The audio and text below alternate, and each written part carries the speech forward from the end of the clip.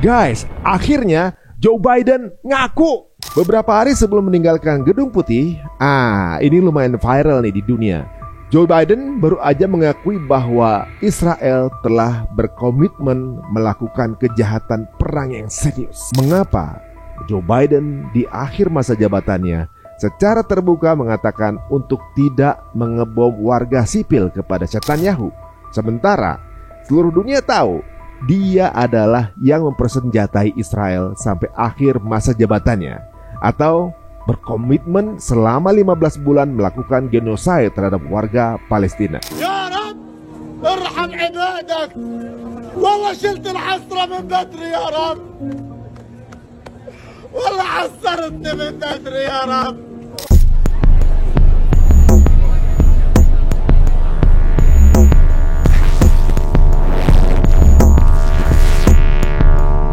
Assalamualaikum warahmatullahi wabarakatuh. Selamat datang di Beruntung Berita Untung. Semoga di setiap tayangannya akan memberikan keuntungan, edukasi atau berita terkini untuk teman-teman semua yang menyaksikan acara ini. Nah, di Berita Untung kali ini kita akan membahas sektor geopolitik antara Amerika Serikat dan juga Israel, yang tentunya juga masih dibicarakan sekarang ini, yang dimana banyak senario konspirasi yang membuat kita lebih tahu apakah ini sebuah kejahatan atau sesuatu yang dimaklumkan. Beberapa hari sebelum meninggalkan Gedung Putih, ini lumayan viral nih di dunia. Joe Biden baru aja mengakui bahwa Israel telah berkomitmen melakukan kejahatan perang yang serius, gitu, dan kejahatan terhadap kemanusiaan. Oke guys, simak baik-baik pidato Joe Biden yang akan Anda dengar sekarang. Went to Israel immediately after their attack by Hamas. 8 days later, whatever it was. And I told him we were going to help. And I said, but Bibi, I said, you can't be carpet bombing these communities. And he said to me, well, you did it. You dropped a nuclear weapon. You killed thousands of innocent people because you had to in order to win a war. I said, but that's why we came up with the UN. New deals by which what we would do relative to civilians and military. Dalam video ini adalah pengakuan yang tidak diragukan lagi bahwa Joe Biden telah mengakui bahwa keterlibatannya dalam kejahatan genosida internasional ini. Kita tidak tahu apakah Joe Biden benar-benar mengatakan yang sebenarnya atau ada maksud lain, ya, bersayap dari perkataan tersebut. Dalam wawancaranya, Joe sendiri mengatakan bahwa dia bersama Netanyahu beberapa hari setelah serangan 7 Oktober 2023 di Gaza. Jadi, mari kita sama-sama kontekstualisasikan wawancara ini sedikit demi sedikit. Pertanyaan pertama yang terlintas dalam pikiran adalah, mengapa Joe Biden di akhir masa jabatannya secara terbuka mengatakan untuk tidak mengebom warga sipil kepada Netanyahu, sementara seluruh dunia tahu dia adalah yang mempersenjatai Israel sampai akhir masa jabatannya, atau berkomitmen selama 15 bulan melakukan genosida terhadap warga Palestina. Ya Rab, irham ibadak. Wallah shilt al-hasra min badri ya Rab. Wallah hasartni min badri ya Rab. Wallah badri katil ghalin ya Rab. Apa yang telah dijelaskan oleh Pengadilan Kriminal Internasional sebagai kejahatan perang atau kejahatan terhadap kemanusiaan, atau mungkin juga kita mengatakannya ini sebuah genosida. Jawaban atas pertanyaan ini adalah Biden berpikir bahwa mengatakan ini akan membantunya tercatat dalam sejarah sebagai pahlawan perdamaian. Dia sadar bahwa sejarah diatur untuk kembali. Israel will negotiate the necessary arrangements to get phase 2, which is a permanent end of the war. Let me say it again, a permanent end of the war. There are a number of details to negotiate to move from phase 1 to phase 2, but the plan says if negotiations take longer than 6 weeks, the ceasefire will continue.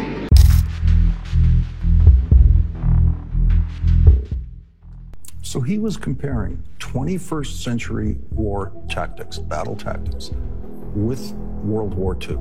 Well, what he was really doing is he was going after me for saying you can't indiscriminately bomb civilian areas.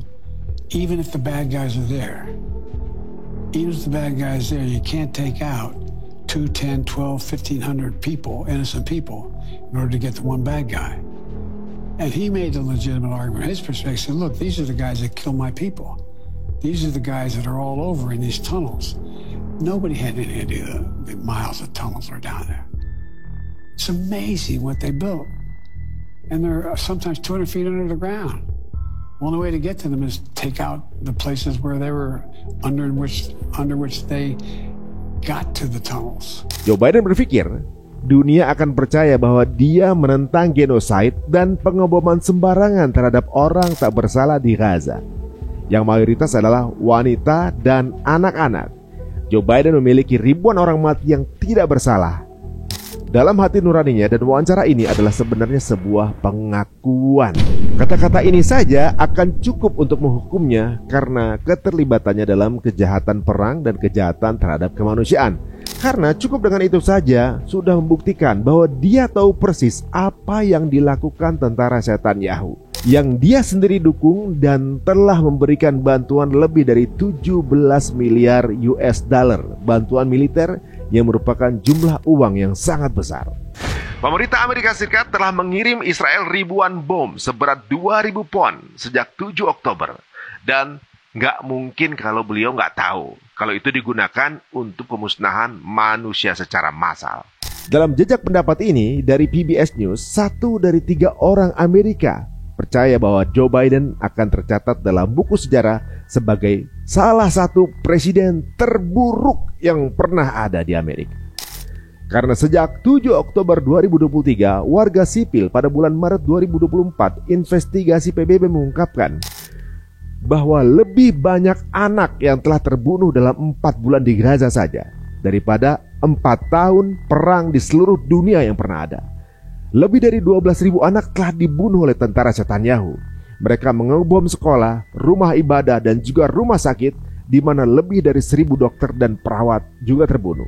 Menurut data sumber medis dilansir Wafa, korban tewas akibat agresi Israel di Gaza sejak 7 Oktober 2023 hingga Selasa 21 Januari 2025 mencapai 47.107 orang, dan mayoritas adalah anak-anak dan wanita.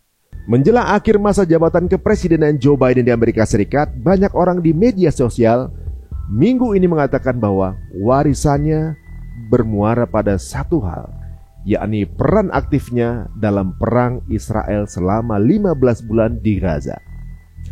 Perang tersebut secara luas didefinisikan sebagai genosida oleh organisasi hak asasi manusia, badan internasional, dan juga cendekiawan. Warisan kebijakan luar negeri pemerintah Biden kemungkinan akan menjadi salah satu yang terburuk dalam beberapa dekade.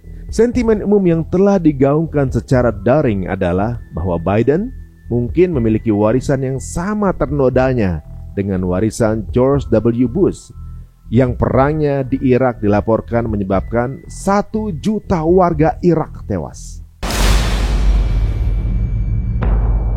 Sementara di Washington, Amerika, Presiden Amerika Serikat Donald Trump mengatakan keraguannya atas kemungkinan gencatan senjata di Gaza akan bertahan lama, hanya beberapa hari setelah mulai berlaku.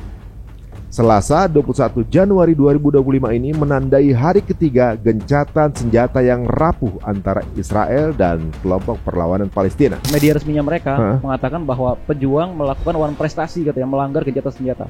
Apa tuh contohnya? Nggak tahu, dia ngomong aja. Dan itu dikecam oleh media mereka sendiri dan juga dikecam oleh negara-negara Islam. Karena apa? Dia tidak mengatakan apa pelanggarannya.